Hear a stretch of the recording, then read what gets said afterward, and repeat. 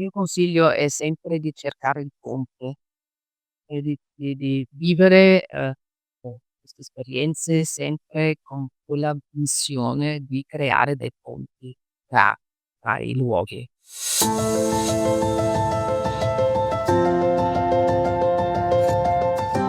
Qui altrove, Migrazioni d'oggi in Friuli è un podcast del Museo Etnografico del Friuli, della rete dei civici musei di Udine.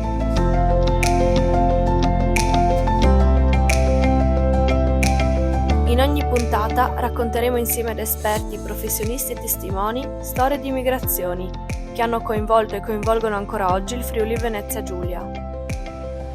Sarà un viaggio tra vite, storie e voci di chi parte e chi arriva, ma anche di chi queste ha deciso di ascoltarle e di renderle note, e di chi ancora oggi le mantiene vive, affinché non vengano dimenticate.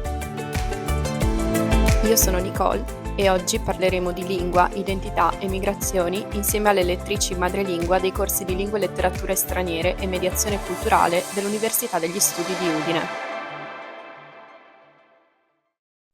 Buongiorno, oggi abbiamo il piacere di conoscere le professoresse Cerny e Hoffman, docenti dei corsi di lingua all'Università di Udine. Parleremo con loro della loro storia personale che le accomuna, che le ha portate a raggiungere il Friuli e a intraprendere la carriera accademica, e anche di come ogni giorno si impegnino con i loro insegnamenti a trasmettere la loro lingua e la loro cultura. Buongiorno. Buongiorno, buongiorno. Buongiorno, grazie per aver accettato appunto il nostro invito. Vorrei iniziare chiedendovi di presentarvi, chi siete, da dove venite e qual è il motivo che vi ha spinto a scegliere di lasciare il vostro paese e di arrivare qui in Friuli. Mi chiamo Costanze Cerni. In verità mi chiamo Karen Costanze Cerni, però il Karen poi è saltato e i miei mi hanno chiamato Costanze o Stanzi, che è il diminutivo austriaco-viennese, il quale aveva anche la moglie di Mozart, perciò insomma era un po' un motivo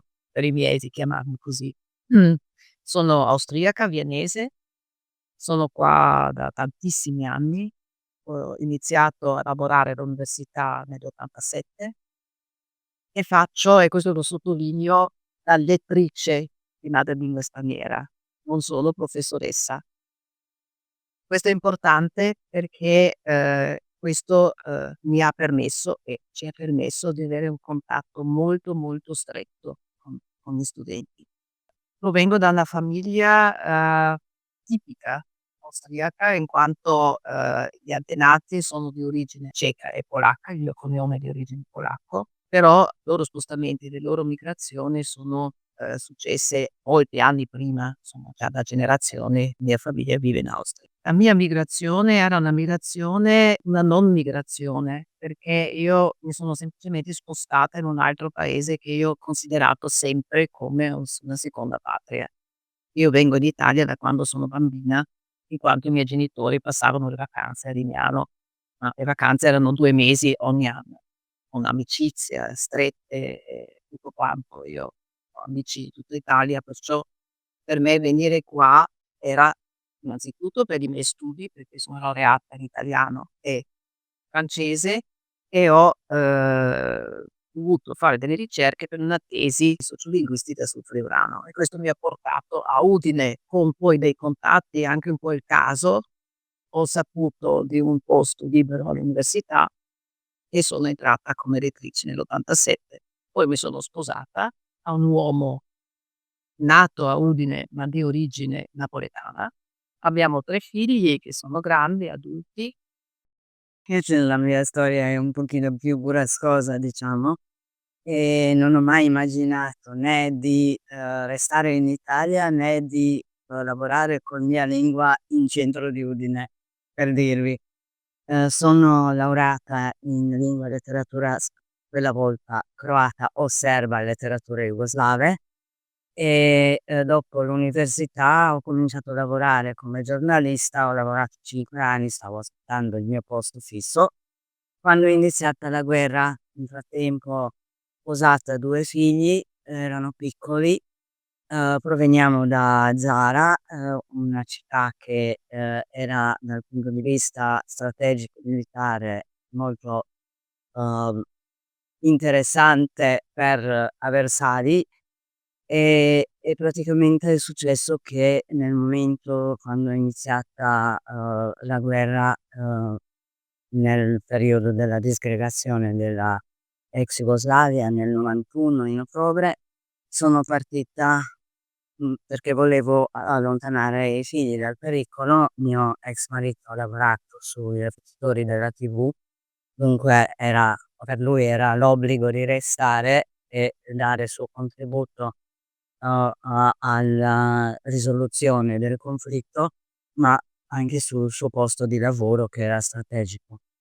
Sono partita e mi ricordo la sera ho sentito per centro di accoglienza, di Cervignano, e mi ricordo quando siamo arrivati in macchina fino a Monfalcone, riflettevo se andare da mio zio in Austria, a Graz, oppure restare a Cervignano, sperando che passerà, perché era tutto per un periodo passerà, no, e questo periodo che sembrava che durasse poco, alla fine è durato 5 anni nei quali noi eravamo a Cervignano e centro di accoglienza di, Giugliano da Pierluigi di Piazza. Quel momento, era, problematico perché eravamo con permesso di soggiorno turistico a 3 mesi, sempre aspettando che la situazione migliori. Non potevamo né cercare un lavoro, né lavorare, né spostarsi da quel centro di accoglienza, perché per me era logico che volevo andare a lavorare, ero giovane, non volevo pesare a nessuno, ma non avevamo avuto questa possibilità per un periodo. Nel '92, in aprile, quando la situazione bellica è peggiorata in Bosnia, allora sono arrivati i profughi sfolati, perché anche qui c'è un gioco di parole dal punto di vista amministrativo, perché profughi, stato di profugo che aveva riconosciuto stato di profugo erano italiani che si sono trovati sul territorio della ex Jugoslavia e sono rincasati, tornati a casa. Noi tutti eravamo cosiddetti sfolati senza nessun possibile diritto per inserimento, e questo è un percorso anche abbastanza travagliato dell'integrazione, no, ed è, ha durato questo, dicevo, fino all'aprile del '94, dopodiché ci hanno dato permesso di soggiorno con motivi umanitari con la durata di 1 anno, e da quel momento chi voleva poteva lavorare. Così ho cominciato come stagioni a grado. In tutto questo periodo, bambini sono stati inseriti nella scuola italiana nonostante problemi con, i documenti. Praticamente la scuola era unica che ha aperto le porte per dare a questi bambini la possibilità di avere una quotidianità normale, no, così, nel '93 in novembre mi sono spostata a Giugliano. Poi ho cominciato a frequentare il corso di mediazione e hanno cercato persone tra, gli scolati di inserire in questo progetto, e praticamente dopo, fine '93, quando ho cominciato a lavorare nelle scuole, grazie a un progetto pilota del comune di Udine, praticamente il mio compito era dare la prima accoglienza ai bambini della ex Jugoslavia, sia dal punto di vista linguistico che psicologico. E poi ovviamente per mantenere il permesso di soggiorno dovevi avere un lavoro, e il lavoro che si trovava in quel periodo, che non era proprio bella la situazione, non mancavano le risorse come oggi. Allora, percorso di riconoscimento dei documenti e tutto, dovevo lavorare, fare qualsiasi cosa, adeguarmi per poter andare avanti. Per i primi 5 anni in Italia io non ho mai pensato di restare in Italia, però diverse circostanze hanno fatto sì che, sono ancora qui, e per lavoro a Università di Udine ho iniziato nel '99. Per voi è stato inizialmente difficile integrarvi in un paese che non era il vostro, oppure è stato un percorso naturale, semplice? L'Italia era sempre il mio paese, perché era uno spazio in Europa e non c'è mai stata questa grande differenza. Certo, quando venivamo in Italia all'inizio, quando ero bambina, c'era il confine, però anche prima dell'università io come lei ho fatto stagione a Milano, perciò diciamo che non c'è stato, un problema vero di integrazione. Il fatto di sapere la lingua di un paese comunque già ti introduce un po' nella cultura e ti toglie una grande barriera. Ciò è molto più facile poi, anche capire e anche entrare nella mentalità delle persone. Ma io ho avuto un po' di barriera della lingua perché strada facendo i corsi ho migliorato, perché sono partita dalla Croazia con un italiano A2, inizio B1 diciamo come livello, no, e dopo pian piano, ho fatto tante cose anche da sola, perché mi piacciono le lingue, mi piace proprio questo ambito linguistico. Ho imparato tante cose grazie alle spiegazioni che davo ai bambini nelle scuole, perché ho lavorato non dico in tutte, ma in tantissime scuole in tutta la regione. Nella nostra situazione dei scolati della ex Jugoslavia era questo periodo quando non potevamo fare niente e non volevamo stare e essere nutriti e vestiti da qualcun altro, che siamo anche come nazione lavoratori e non era semplice, aspettare che la burocrazia adegua. Secondo me questo era il problema. Non era semplice, era, almeno nel mio percorso, un grande ostacolo di integrazione. Sì, posso aggiungere a modo di lavorare. Quella era sì diversa, per esempio, dal mio paese. Questo, non so, questo senso di precarietà che io ho trovato quando lavoravo in Italia, anche quando lavoravo già all'università, col fatto che non si sapeva se il contratto sarebbe stato prolungato, i soldi venivano erogati non ogni mese, ma ogni tanto, ti arrivava un assegno. Delle 5 stagioni che io ho fatto a Milano, sono stata messa in regola 1 mese. C'erano queste cose qua, però in quegli anni io ero giovane, perciò tutto questo andava in secondo piano. Permesso di soggiorno o residenza sono strumenti, diciamo più importanti in base ai quali puoi costruire tutto il resto, no, e sono, legati e se non hai uno dei 2 cioè cos'è integrazione? Integrazione è lavorare, sentirsi utile e anche dalla Costituzione in quasi tutti i paesi civili è garantita, no, il diritto di lavoro. E a proposito di cultura, la vostra cultura nell'insegnamento che date ai vostri studenti, in che modo traspare?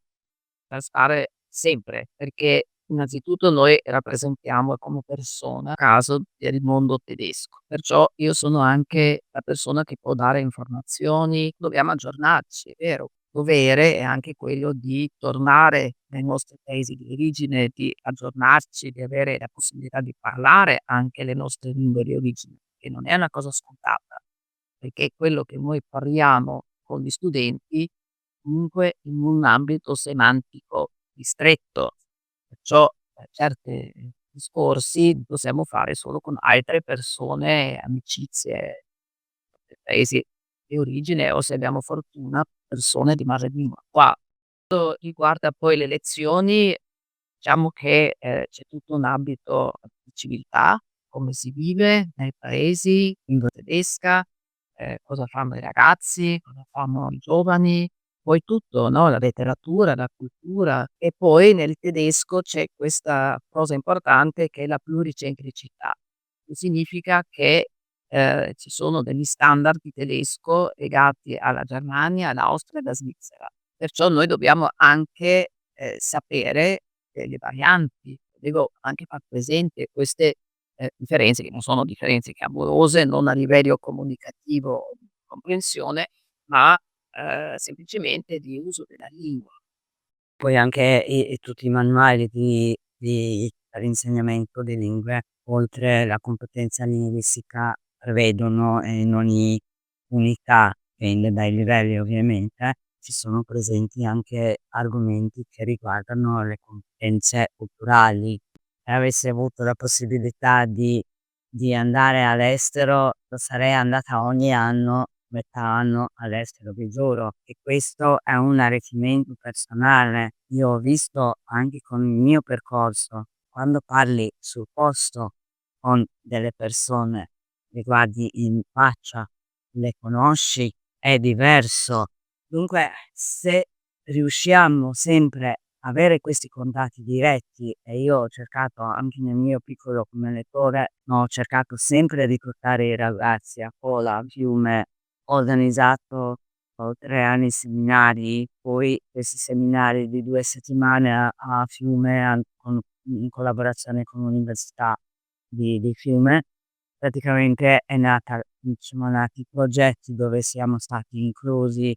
L'importante è, appunto trasmettere ai ragazzi che, è normale, che non è una cosa difficile andare nell'altro paese, perché quello che almeno io ho notato negli ultimi anni, che c'è un po' un ritirarsi, dopo il Covid forse, un ritirarsi nel proprio paese. Per esempio anche i posti Erasmus a volte si fa fatica a coprirli, cioè no a coprirli, a riempirli, cioè proprio ci sono studenti che sono un po' restii a andarsene. Questa cosa negli anni '80 non era così. Adesso io vedo che c'è un po' questa cosa e bisogna insistere su questo, nonostante i programmi di traduzione sul telefono e cose che uno dice: come facilitano." Invece sapere la lingua facilita molto di più. No, ma ti apre, un grande ingresso a un grande, mondo, magari che è vicino, ma ha delle proprie, particolarità, no? A proposito del messaggio che volete cercate di trasmettere ai vostri studenti anche sulla base della vostra esperienza, quanto un'esperienza di migrazione può arricchire una persona. Tantissimo, tantissimo. E io personalmente, nonostante certi periodi travagliati del mio percorso dal 91 di ottobre fino a oggi, non sarei mai diventata questo che sono, questa persona, non sarei mai maturata così, magari in qualche altro modo, ma penso anche cresciuta così. Io devo dire che questo è un punto per me un po' critico, perché io tendo a essere polemica a questo punto, ovvero io trovo che l'educazione linguistica in Italia è, nonostante i miglioramenti degli ultimi 30 anni, è ancora un po' indietro. In che senso? Si è diffusa un po' questa idea che, è sufficiente per muoversi nel mondo, è sufficiente parlare inglese e questo dà naturalmente una possibilità anche alle persone di muoversi perché dicono: "Boh, io vado là, vado là, vado là, con l'inglese me la cavo." Ma non è quell'arricchimento del quale adesso ho parlato, quello invece è l'arricchimento quello attraverso veramente la cultura dell'altro, capire c'è differenza, ma dove sono i punti di incontro e forse non è una vera differenza. Questo lo posso solo fare attraverso la lingua. E a questo proposito, io dico che penso che l'Italia sia uno dei pochi paesi in Europa dove quando studi lingua all'università non sei obbligato a trascorrere un periodo all'estero. Dove ho studiato io era obbligatorio. Soggiorno all'estero fa parte del percorso di studi, perciò non c'è questa cosa: ma se vado là poi dopo perdo tempo, non posso fare gli esami." Questo non esiste. Allora, fra qualche giorno ci sono gli studenti di giurisprudenza che tramite un progetto che si chiama ISTONEBO, Spes Uccello, praticamente con mia ex studentessa, professoressa di italiano, eccetera, Monica Mosolo, che è ideatrice di questo progetto e il nostro staff, accompagniamo gli studenti in Bosnia 6 giorni, Sarajevo, Mostar. E abbiamo un altro viaggio di studi, perché è tutto percorso la rappresentazione del viaggio è un viaggio per parlare sia della memoria, della cultura, di prendere un pizzico di quella cultura là e di memoria, di vedere come la gente dopo, la guerra e dopo quello che erano le conseguenze della guerra, come hanno vissuto e come vivono e come lottano, come sopravvivono, no, andiamo a visitare le associazioni e organizzazioni non governative, diversi posti per vedere un po' anche l'altra realtà. E anche questo è importantissimo perché tutte queste persone, anche gli studenti delle superiori che, accompagneremo in fine maggio, inizio del mese di giugno, sono piccoli ambasciatori. Questi progetti sono molto Sì. importanti perché questo è un arricchimento a 360 gradi, no, cioè non parliamo solo di lingua, non parliamo di conoscere il paese, ma parliamo proprio di entrare anche in qualcosa di molto specifico che riguarda quel paese. Noi siamo riusciti a organizzare un viaggio di studi alla Vienna, ebraica qualche anno fa, è stato un grandissimo lavoro e siamo andati con un gruppo di studentesse a laurea magistrale ed è stata una cosa incredibile che anche per noi docenti, diciamo, è stato molto, molto, formativo perché c'erano delle cose che neanche noi non sapevamo, no, perciò abbiamo tutte insieme eravamo sullo stesso piano a imparare. Questo è una cosa molto bella. Questo si dovrebbe investire tantissimo, sì, no, nelle scuole. Noi questo viaggio a Vienna l'abbiamo potuto fare soprattutto grazie a un fondo austriaco che viene dato a tutti i progetti che si, occupano che riguardano la cultura ebraica. Sì, sono molto d'accordo su quanto avete detto. Da studentessa di lingue anch'io u dall'altro lato ho vissuto quello che raccontate, perché è importantissimo avere proprio il contatto diretto con la cultura, e la mobilità secondo me è il miglior modo per poter appunto entrare veramente all'interno della cultura, che Assolutamente. sì, non bastano le ore di lezione, non bastano. Sono solo Sì, no, sì, perché comunque quando sei sul posto e cominci a usare, capire e smanettare con una lingua, allora ogni momento trascorso vale 100 volte più di una lezione frontale. Anche la lingua è una cosa viva, una cosa che cambia, che si modela. Cambiando discorso, tornando sulla vostra storia personale, la vostra cultura di origine com'è presente tutt'oggi nella vostra quotidianità? Oltre all'insegnamento, appunto, al vostro lavoro, quali sono le pratiche quotidiane? Sì, per me è stato è tuttora una cosa quotidiana proprio, no, attraverso il cibo, attraverso, non so, cucino qualcosa di austriaco, oppure non so, le usanze, facciamo Natale, sono queste cose qua. Poi bisogna dire, come ha già detto Riarca prima, noi per fortuna non viviamo molto lontane dai nostri paesi di origine. Io vado 2, 3 volte all'anno, vado a Vienna e trovo dei parenti e perciò diciamo che c'è, appunto, come ho detto prima, per me c'è una sovrapposizione fra l'Austria e l'Italia, è come se fosse uno spazio unico europeo. E io qua posso, votare per esempio nelle elezioni del sindaco in quanto cittadina europea e anche per le elezioni regionali. Non posso votare però per le elezioni del Parlamento. E lì, io dovrei a un certo punto, se avessi voluto avere la cittadinanza italiana, che avrei potuto avere attraverso il matrimonio, avrei dovuto rinunciare a quella austriaca.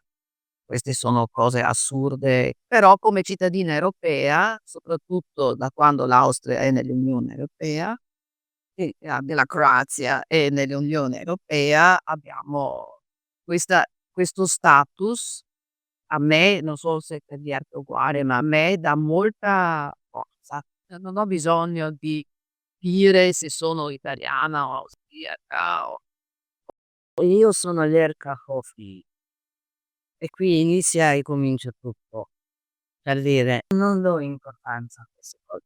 Poi noi siamo nati nella, SFR, Jugoslavia, no, e adesso sono croata senza spostarmi. C'era la gente che ha fatto 3 paesi senza spostarsi, tanto per dirvi. Dal punto di vista burocratico cosa succedeva in nostra situazione, no, del mio popolo. Perciò, amo Croazia, ma amo la natura, amo prima di tutto il mare, amo, tante cose, ma ugualmente anche, dell'Italia. Io amo l'Italia, la amo in tutte le sue, particolarità, colori. A me piace e ho girato e in giro tuttora mi piace viaggiare e vedere e ritengo che questa è una ricchezza. Mi sento friulana, mi sento italiana, mi sento croata, mi sento bosniaca perché un periodo della mia vita l'ho vissuto come piccola a Sarajevo, perciò So in questo io posso solo confermarlo. È uguale, assolutamente uguale. Diciamo che dal punto di vista amministrativo, no, politico, a me piacerebbe votare nel paese dove vivo per il Parlamento e non vedo perché posso votare per il Parlamento austriaco dove in verità non vivo e non posso votare per il Parlamento italiano. Queste sono cose che un po', mi disturbano, come anche io spero che in futuro ci siano ancora più cose che in Europa si può, non so, tasse o altre cose.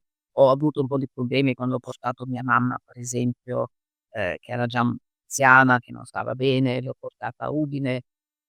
Ecco, queste sono cose che io spero in un futuro non debbano più essere. Per il resto, una cosa strana che succede è che quando poi vai nel tuo paese di origine, quando io vado a Vienna, parlo con i miei amici attualmente, uno si accorge anche come cambia la lingua, no, che noi comunque quando si migra si fossilizza un pochino, no, anche se siamo aggiornate, però poi io sento: "E che questi dicono adesso così?" No, ci sono comunque delle cose e io sono comunque l'italiana per loro, mentre qua io sono comunque l'austriaca.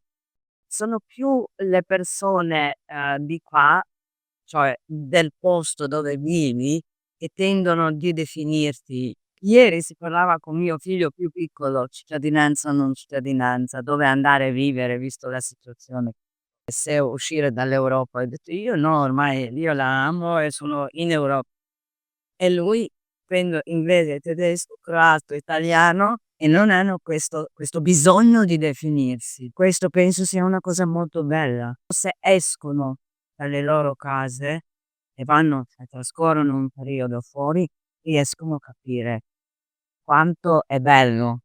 Volevo concludere chiedendovi che consiglio vorreste dare a un giovane che oggi decide di intraprendere l'esperienza che avete vissuto voi, di lasciare il proprio paese per andare a cercare una vita diversa in un altro paese. Il mio consiglio è sempre di cercare il ponte e di vivere, queste esperienze sempre con quella missione di creare dei ponti tra i luoghi. Questo significa di non perdere contatto col proprio paese, di confrontare e di confrontare sempre a livello qualitativo. Certo, questo argomento non so, della fuga dei cervelli o dell'andarsene è un argomento importante perché, comporta anche un aspetto negativo, no, è quello che se io devo andarmene, anche se non vorrei, no, perché non riesco a realizzarmi nel proprio paese, questo vuol dire che c'è qualcosa che non va, no, e la politica dei giovani deve pensare a queste cose qua, no, un ragazzo, una ragazza devono potersi realizzare, soprattutto se hanno studiato.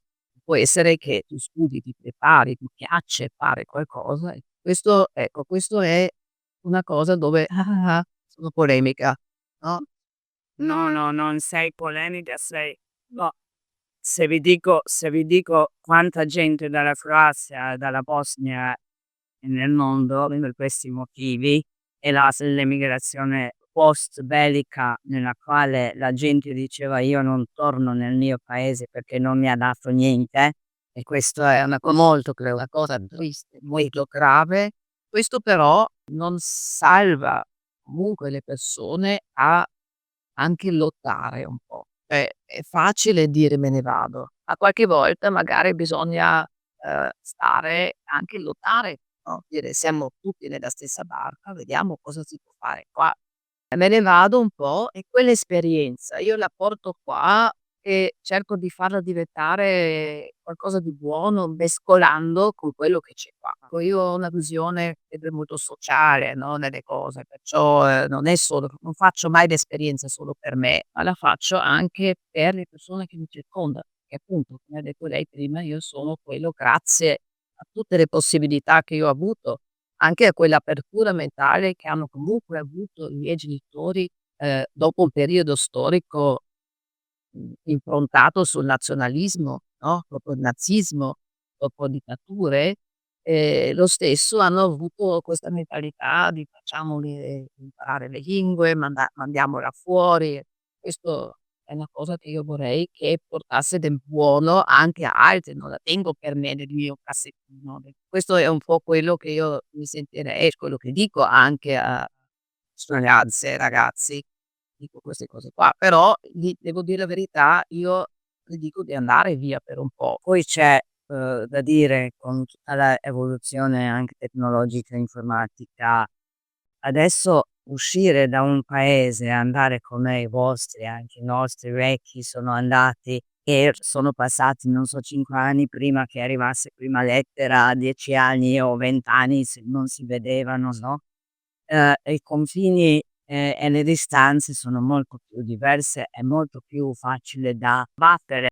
C'è un detto in tedesco, mi sta venendo in mente adesso, che dice, Not macht erfinderisch, sarebbe l'emergenza crea l'ingegno, penso che esista anche in italiano qualcosa di simile, no, allora quello la carta in più, se possiamo dire questa cosa, per certi aspetti, che hanno persone che vivono e che provengono dall'Italia, per questo sono apprezzate all'estero, è proprio questa cosa di riuscire a risolvere delle situazioni, no, cioè quando il gioco si fa duro, allora subentra l'italiano, no, ma questo in le nostre ragazze, i nostri ragazzi che vanno all'estero si portano via la ricchezza. Perciò non è che lasciano niente perché non hanno trovato niente, loro hanno qualcosa. Sì, sì, no, volevo dire con questo che le distanze sono diverse, più raggiungibili e i cambiamenti nella vita, secondo me, sono, molto utili, no, perché, quando cambi lavori, quando ti crei ogni lavoro nuovo è una sfida nuova. È questo che arricchisce, è questo che, ti insegna, no, stimola. Bene, grazie mille, è stata veramente una chiacchierata molto interessante, piena di spunti di riflessione, quindi vi ringrazio ancora veramente tanto. Quello che avete appena ascoltato è un podcast a cura del Museo Etnografico del Friuli, realizzato nell'ambito del progetto Qui altrove migrazioni d'oggi in Friuli, con il sostegno della Regione Autonoma Friuli Venezia Giulia. Potete visitare la mostra collegata al progetto presso il Museo Etnografico del Friuli dal 31 maggio al 28 settembre 2025.